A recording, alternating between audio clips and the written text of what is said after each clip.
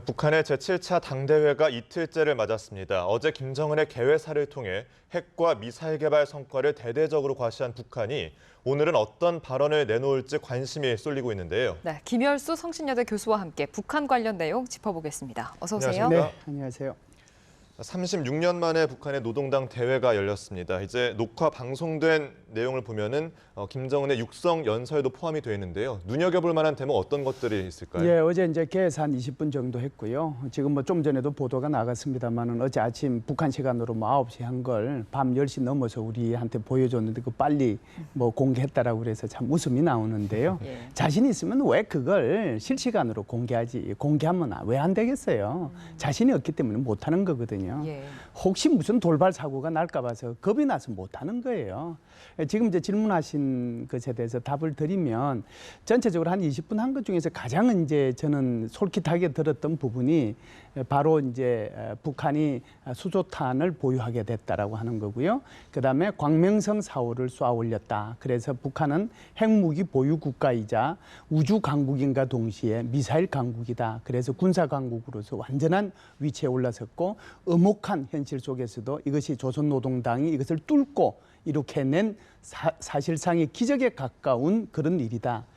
그래서 이 얘기의 핵심 내용을 보면요. 물론 20분 개회사지만 우리는 이번 노동당 제7차 당대회를 통해서 무엇인가 북한이 변할 수 있을 것이라는 일말의 기대는 있었거든요. 예. 개회사를 통해서 저는 0%에 가까울 거다라고 생각을 합니다. 예. 전혀 변함이 없을 것이다 이렇게 봅니다. 예. 그리고 조금 전 저희 리포트 화면을 통해서도 봤는데 김정은이 좀 이미지 변신을 한 것 아니냐. 양복을 입고 안경도 쓰고 어떤 의도가 있었다고 보십니까? 예, 뭐 맨날 북한 인민복 입고 나오다가 양복 입고 이제 뿔테 안경 쓰고 나왔는데요. 기본적으로 자기 할아버지 따라서 하는 거죠. 사실상 예. 이제 김정은이의 뭐 모습을 보면 사실상 할아버지를 따라하기 위해서 뭐 수술도 했다는 그런 얘기도 있잖아요. 네네. 그래서 이제 음성, 그다음에 톤, 그리고 몸무게, 그리고 이제 주민들과 친하게 지내는, 가까이 지내는 그 모습, 그 모든 것들이 이제 할아버지를 따라서 이제 하는 거거든요.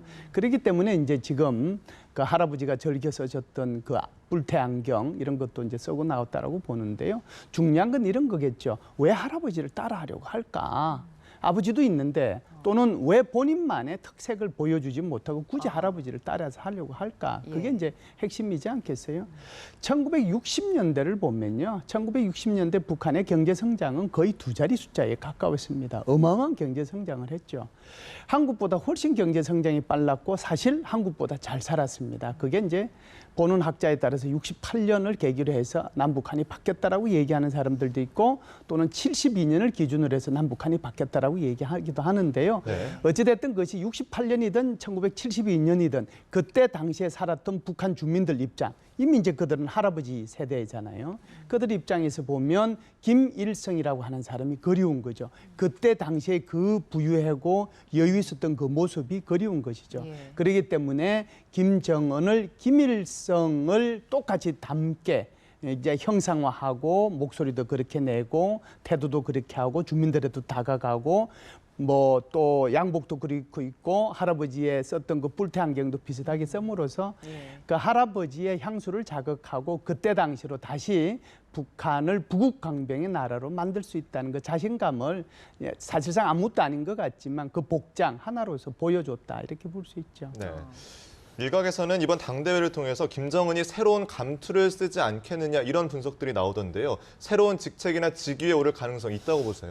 지금 이제 김정은 같은 경우는 당정군에서 뭐 가질 수 있는 거는 다 가지고 있잖아요. 예를 들면 당에서는 제1비서 가지고 있고 정에서는 북한 국방위원회 제1위원장 가지고 있고 군에서는 최고사령관 겸 원수 이렇잖아요.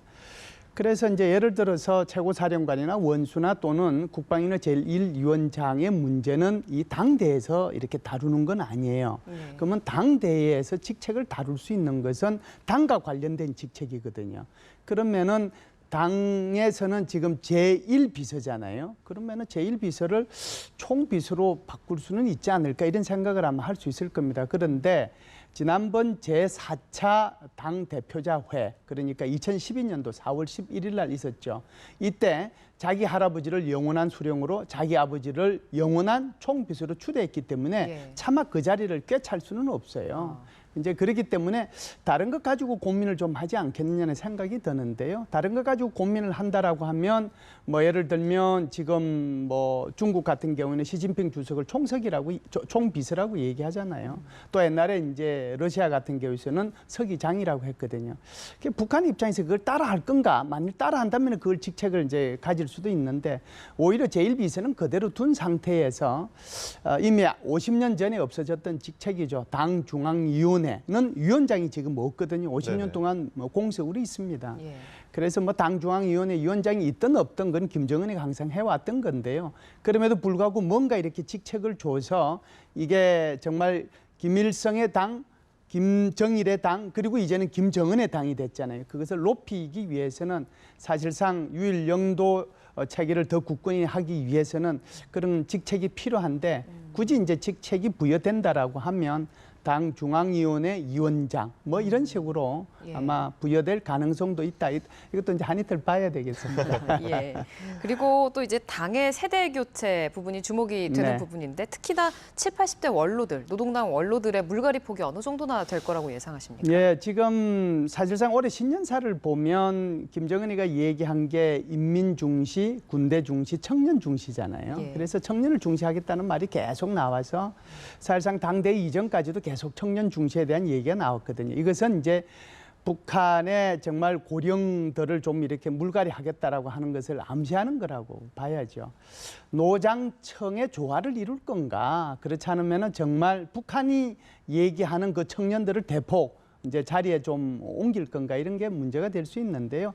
제가 볼 때는 지금 노년층 중에서 굉장히 이제 그 연세가 많으신 분들이 있습니다. 이게 김영남 최고인민회의 상임위원장 90 가까이 됐잖아요. 그 사람도 그렇고 최태복이도 그렇고 또 무슨 강석주 그다음에 박봉주 이런 분들이 다 70 그러니까 55 이상이 넘으신 분들이거든요. 예. 그래서 그런 분들을 일정 부분, 그러니까 전체적으로는 많이 못하니까 일정 부분 제2선으로 물러나게 한과 동시에 지금 현재 당 부부장급 김정은이가 데리고 쓰기 좀 편안하고 테크노크라트 역할을 하는 그런 사람들을 좀 채울 가능성이 좀 있겠다는 생각이 드는데요. 크게 보면 이번에 인사에서 당 정치국에는 상무위원들이 있고 정치국 정회원이 있고 후보위원이 있거든요. 그중에 이제 제일 중요한 게 상무위원일 텐데요. 그 상무위원회는 지금 김정은, 그다음에 황병서, 그다음에 이제 김영남 이 세 사람이 있단 말이죠. 근데 원래는 5명으로 출발했고요. 지금 예. 중국 같으면 7명이 하잖아요. 예. 그렇기 때문에 만일 여기에 김영남이가 빠지면 여기에 이제 예를 들어서 황병서가 들어가는 3사람 또는 더 2명이 추가된 5사람으로 꾸릴 수 있겠다는 생각이 들고요. 두 번째는 당 중앙위원회 위원과 후보위원들이 합하면 전체로 한 230명 정도 돼요. 예. 이 속에서 얼마나 이제 노년층들을 좀 걸러내고 사실상 부부장급이나 부장급에 되는 사람들을 이제 집어넣을 거냐 하는 것이 관심이고요. 마지막 관심은 아무래도 김여정일 겁니다. 예, 예, 김여정이가 지금은 당 서기실에 뭐 핵심적인 역할을 하고 있고 선동부의 부부장 역할을 하고 있잖아요. 그렇기 때문에 이번에 이 기회를 통해서 당의 중요한 직책을 맡을 수도 있지 않겠느냐. 비서국에서도 맡을 수 있고 뭐 부부장에서 부장으로 그리고 이제 당 정치국에서는 뭐 후보위원으로 예를 들면 그런 데 대한 김여정의 직책 변동 당에서의 그런 예. 것도 좀 눈여겨볼 필요는 있다라고 봅니다. 네. 세대 교체와 함께 또 하나 주목해 볼 만한 게 대남 메시지를 어떤 식으로 내놓을 것인가인데 지금같이 남북 관계가 경색된 국면에서 특별한 대남 메시지를 내놓을까요? 제가 이제 모두에서 말씀드렸다시피 김정은의 괴사를 보면 김정은이 정책을 변화시킬 확률은 0%에 가깝다라고 제가 말씀을 드렸는데요.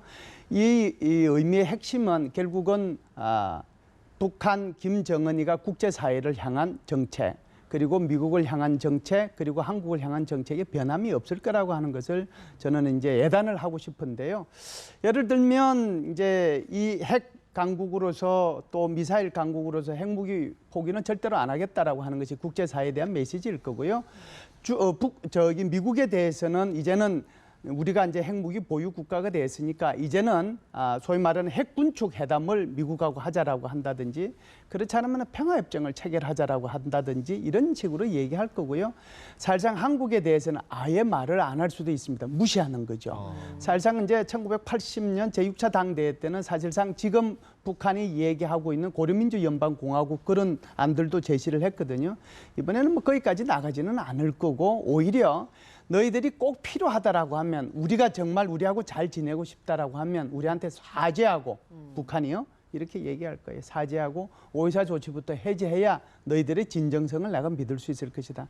아마 김정은이 어제 개사에서 얘기한 것처럼 배짱 좋게 그렇게 얘기할 겁니다. 예, 그 중국과의 관계도 좀 짚어보고 싶은데요. 중국이 이번에 당대회에 어떤 인사를 보내서 축하를 한다거나 이런 부분은 없었고 축전만 보냈습니다. 내용을 보니까 지역과 세계 평화와 안정을 수호하는데 적극 공헌하길 바란다.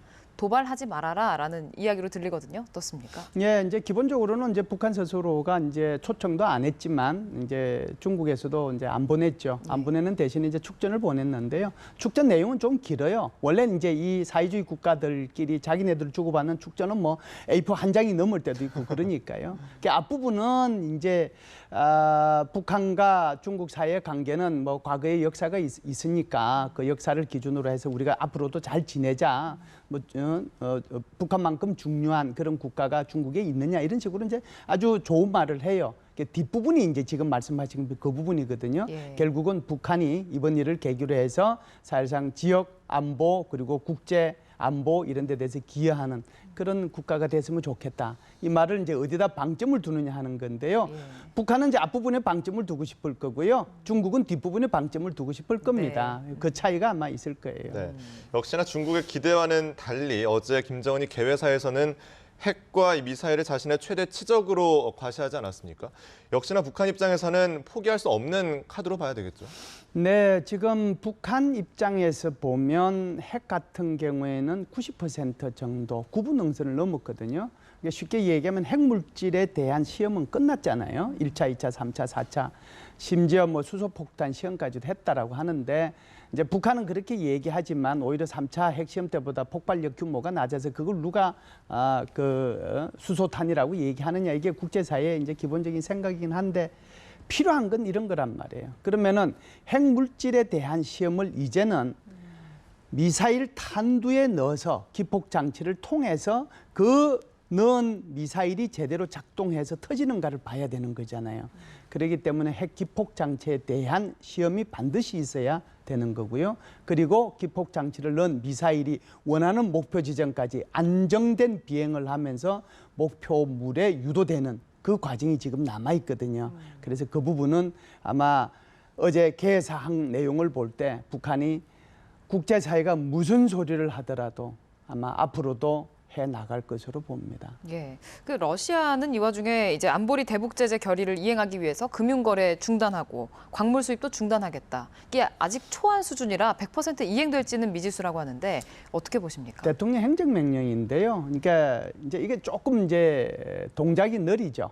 왜 그러냐면 우리가 현지 시간으로 보면 3월 2일 날 안보리 결의안 2270이 통과됐잖아요. 그런데 중국에서 해관, 우리말로 하면 세관이죠. 네. 세관의 어떤 품목에 대해서 수출입 통제와 관련된 것을 내려보낸 것은 정확하게 한 달 뒤인 4월 3일입니다. 4월 5일요. 예. 4월 5일인데 지금 러시아 같은 경우는 훨씬 더 늦었잖아요. 그러니까 지금 뭐 엊그제 같으면 거의 2달 가까이 지나서 지금 내려보낸 거란 말이죠. 네. 근데 그전에도 조금씩 동작은 늦었어요. 늦었는데 그 내용에는 결국 핵심 내용이 그러니까 금융 제재, 그러니까 은행 개설하는 문제에 대한 제재, 해운 제재, 그다음에 석탄을 포함한 광물의 수출입 제재거든요. 네. 2270에 나와 있는 내용 그대로 지금 행정명령에 들어가 있는 거예요. 예. 왜 그러냐 하면 원래 안보리 산하에 대북제재위원회가 구성이 돼 있습니다. 그 대북제재위원회에 90일 이내에 원래 보고하도록 돼 있거든요. 어차피 보고를 해야 돼요. 그런데 대북제재위원회에서 조금 더 빨리 보고를 해달라고 그러기 때문에 5월 말까지 좀 보고해달라고 하는 거거든요. 그러니까 지금 현재 러시아 입장에서는 이거 2270 내용 다 대통령 서명해가지고 내려보내서 실제로 우리는 이렇게 이행했다라고 하는 것을 보고해야 되잖아요. 네. 자기도 안보리 상임이사국인데 그런 차원에서 지금 대통령 그 행정명령의 초안이 공개됐다라고 보고요. 특별한 내용은 없습니다. 안보리 결의안이 나와 있는 거 그대로 재판에서 복사해서 올려놨다고 해도 과언이 아니에요. 네. 그런데 이런 가운데 또 북한의 풍계리에서는 5차 핵실험을 준비하고 있다는 징후가 포착됐다는 보도가 나오고 있는데요. 사실 당대회 전후로 해서 5차 핵실험에 대한 가능성을 예측하는 분석들이 많았는데 이제 당대회가 진행 중이지 않습니까? 이 이후를 좀 예의주시해야 될까요? 네, 지금 그 38 로스 우리가 이제 공개적으로 얻을 수 있는 첩보는 이제 38 로스밖에 없잖아요. 사실상 뭐 한미 정보 당국이 가지고 있는 것은 훨씬 더 군사 첩보를 통해 가지고 더 정확하게 알 수 있겠죠. 그럼에도 불구하고 우리 국방부 장관이 그 38 로스와 한미 군 정보에서 인공위성을 통해서 관찰한 것들을 통해서 얘기하는 것을 보면 결국은 북한의 4차 핵실험은 다 5차 핵실험에 대한 준비는 끝났고 김정은의 명령만 기다리고 있다라고 얘기하는 거고 며칠 전 국회 국방위원회에 가서 보고한 내용을 보면 사실상 제7차 당대회를 전후해서 시험할 가능성이 있다라고 얘기를 했거든요. 그런데 38 로스에서 이제 엊그제 다시 공개한 내용을 보면 그 주변이 활발하다라고 얘기하는 것은 결국은 당대회가 끝나면 이것을 가지고 다시 장난질을 할 가능성은 충분히 있다 이렇게 볼 수 있습니다. 예. 마지막으로 미국 상황과 관련해서 하나 질문을 드리고 싶은데요. 트럼프의 인기가 치솟으면서 당선하고는 상관없이 신고립주의가 좀 인기를 얻고 있는 분위기입니다. 그래서 자국에만 신경을 쓰자 다른 나라에 신경 쓰지 말고 우리나라의 안보에 어떤 영향을 미치진 않을지 걱정스러운 목소리도 있거든요. 예, 미국의 이제 역대 정부들은 비교적 국제주의와 고립주의를 이제 오며 가며 이렇게 정책을 수행해 왔습니다. 그러니까 예. 어떤 때는 고립주의로 갔다가 어떤 때는 이제 국제주의로 갔죠. 국제주의로 간다는 것은 국제사회의 모든 문제에 대해서 미국이 적극적으로 관여하는 거고요. 고립주의로 간다는 것은 국제사회의 모든 문제를 아예 내팽개치고 오로지 미국 우선주의, 아메리칸 퍼스트예요. 그러니까 미국 우선주의에 초점을 맞춰서 앞으로 정책을 추진해 나가겠다라고 하는 거죠. 예. 미국의 트럼프 후보가 왜 이런 얘기를 하느냐 하면 미국이 여태껏 이렇게 국제주의를 해서 가다 보니까 미국의 재정 부담이 너무 많다는 거예요. 돈이 너무 많이 든다는 거고 그로 인해서 미국의 재정 부채가 100%가 넘거든요. GDP에 18조 달러가 넘습니다. 그렇기 때문에 내가 대통령이 되면 이제 국제사회의 자잘한 일들, 미국의 이익과 직접적으로 관여 없는 일들은 이제 우리가 관여 안 하고 이제 미국 우선주의의 미국 중심의 정책으로 돌아가겠다. 이것이 이제 트럼프 후보가 말하는 건데요.